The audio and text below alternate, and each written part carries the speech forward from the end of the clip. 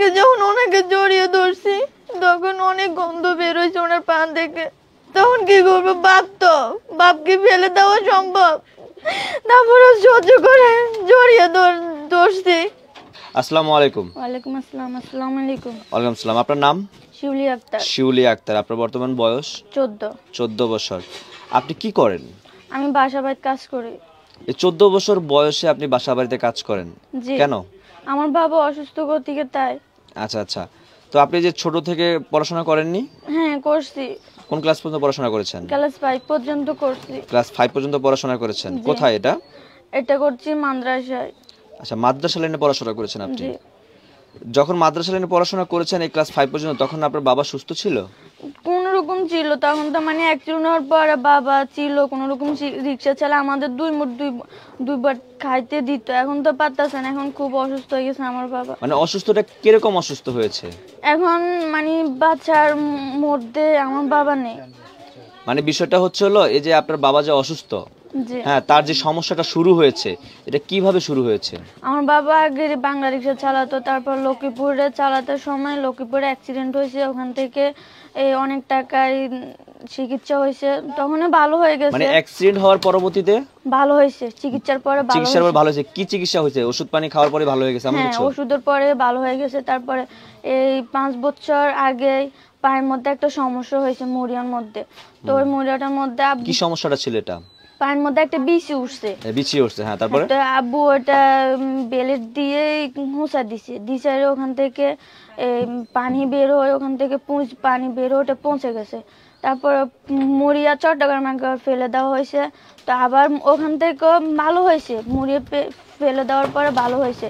তারপরে বাড়িতে আসার পরে এই 27টা মাস ভালো হওয়ার পরে এখন আবার শুরু হয়েছে পা ব্যথা, ওনার চেঁচামেচি, চিৎকার। এই যে প্রথম যেই ব্লেড দিয়ে এটা ছিদ্র করে, হ্যাঁ, বা এটার ভিতর থেকে পুজ বের করে একটা চিন্তা ভাবনা বের হয়, ব্লেডটা কি ভালো ছিল না ব্যবহৃত ছিল?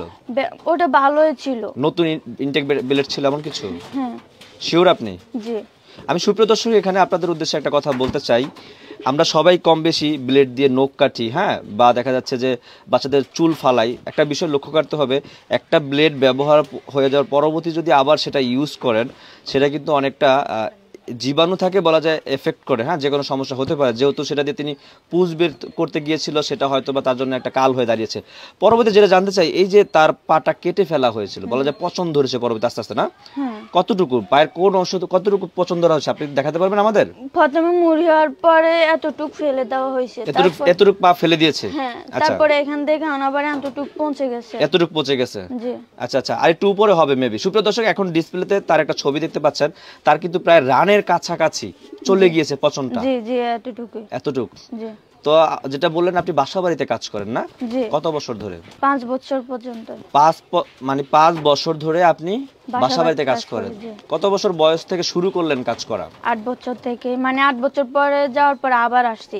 আসার পরে আব্বুর সাথে থাকছি, আব্বুর সাথে মেলামেশা করছি, এই আব্বুরে ডাকতাম। এখন তো আর ডাকার মতো আব্বুর অবস্থায় নাই।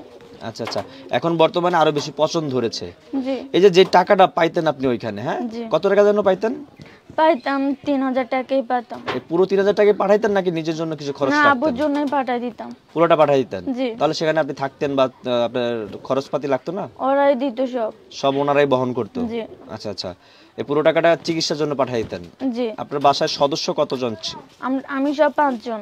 এই 5 জনের মধ্যে আপনি কাজ করেন আর কে কাজ করে? আমার আম্মু কাজ করে। এই দুজনে কাজ করেন? জি। দুজনে কাজ করে আপনাদের সংসার চলে, না? চলে না কোনো রকম।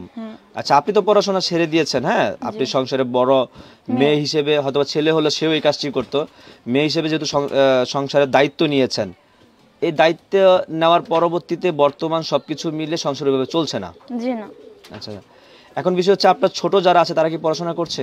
হ্যাঁ, ওরাও করে, এখন ওরাও টাকার জন্য করতে পারে না। টাকার জন্য তাদেরও পড়ালেখা বন্ধের দিকে? হ্যাঁ। আচ্ছা আচ্ছা, সুপ্রিয় দর্শক, অনেকটাই দুঃখজনক। আরেকটা বিষয় জানতে চাই, সেটা হচ্ছে আপনি বললেন 3000 টাকা পান, আপনার আম্মা কত টাকা পায় বাসা বাড়িতে? আমার আম্মু 3-4 টাকাই পায়, এরকম পায়, না? তাতে এতে করে আপনাদের হয়তোবা বর্তমান যে দ্রব্যমূল্যের দাম বেশি, সবকিছু মিলে হয়তোবা আপনারা চলতে পারেন, কিন্তু আপনার বাবার চিকিৎসা কি হয়?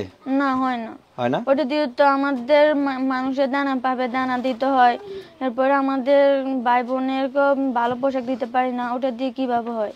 আচ্ছা আচ্ছা, ওটা দিয়ে হয় না? জি না। এখন যে পচে গেছে, হ্যাঁ, আগে তো বাবা আপনাকে কোলে করে নিত ছোট ছোট যখন ছেলে গেলে, এখন তো বড় হয়ে গেছেন, এখন কি কাছে ডাকে, আদর করে?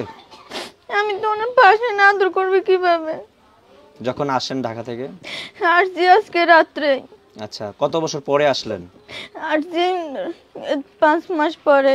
5 মাস পরে। 5 মাস আগে কেমন দেখেছিলেন, বর্তমানে কেমন দেখলেন? তখন ভালোই ছিল, তখন শুধু যখন এই পর্যন্ত কাটছে ওটা ব্যথা করছিল, ব্যথা করছে, আমি চলে গেছি, এখন এসে দেখি এতটুক পচে গেছে। এতটুকু পচে গেছে?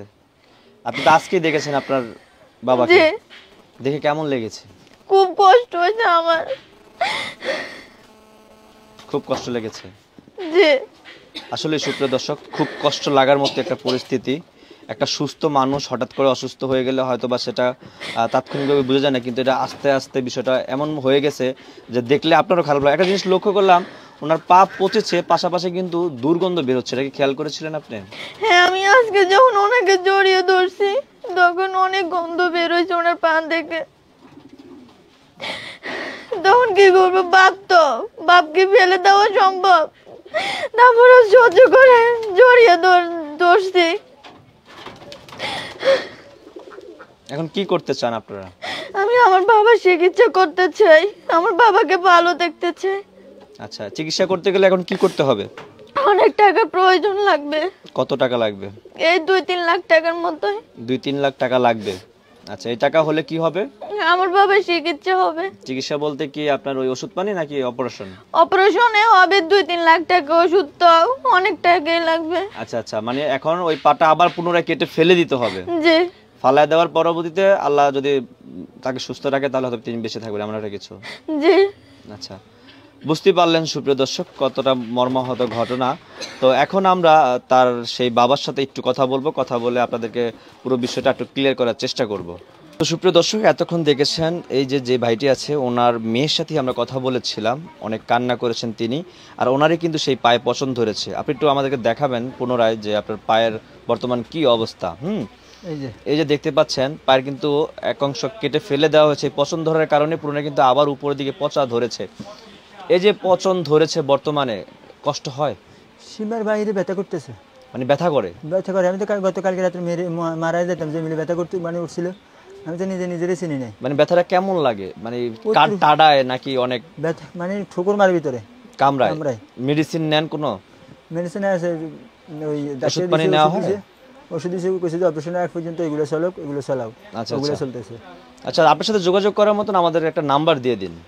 0175 481 5165।